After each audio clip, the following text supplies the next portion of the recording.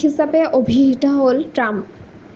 আমেৰিকাই ভাৰত-পাকিস্তান যুদ্ধবিৰতিক জনালে সমৰ্থন।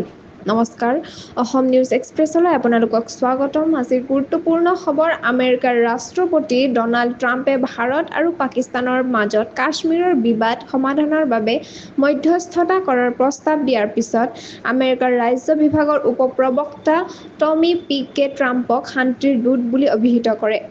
তেওঁ কৈছে, আমেৰিকাই ভাৰত আৰু পাকিস্তানৰ মাজত চলি থকা যুদ্ধবিৰতিত আনন্দিত আৰু এইবাবেই দুয়োখন ৰাষ্ট্ৰৰ মাজত পোনপটীয়া আলোচনা হওক বুলি আমেৰিকাই আশাবাদী। ট্ৰাম্পে সামাজিক মাধ্যমত লিখিছিল যে ভাৰত আৰু পাকিস্তানৰ নেতৃত্বে দৃষ্টান্তমূলক সিদ্ধান্ত লৈ বহু জীৱন ৰক্ষা কৰিছে। যুদ্ধ হ'লে লাখ লাখ নিৰপৰাধ লোকে প্ৰাণ হেৰুৱাব লাগিলহেঁতেন। তেওঁ লগতে কৈছে, আমি গৌৰৱান্বিত যে আমেৰিকাই এই শান্তিৰ পথৰ বাবে সহায় কৰিব পাৰিলে। আমি দুয়োখন ৰাষ্ট্ৰৰ সৈতে ব্যৱসায়িক সম্পৰ্ক বৃদ্ধি কৰিম আৰু কাশ্মীৰ সন্দৰ্ভত যদি সম্ভৱ হয় তেন্তে সমাধান বিচাৰিম।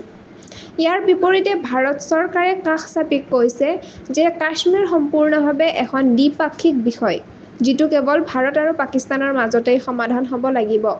ভাৰতৰ বৈদেশিক মন্ত্ৰী এছ জয়শংকৰেও পুনৰকৈ স্পষ্টকৈ কৈছে যে পাকিস্তানৰ সৈতে যিকোনো ধৰণৰ আলোচনা সম্পূৰ্ণভাৱে দ্বিপাক্ষিক হ'ব।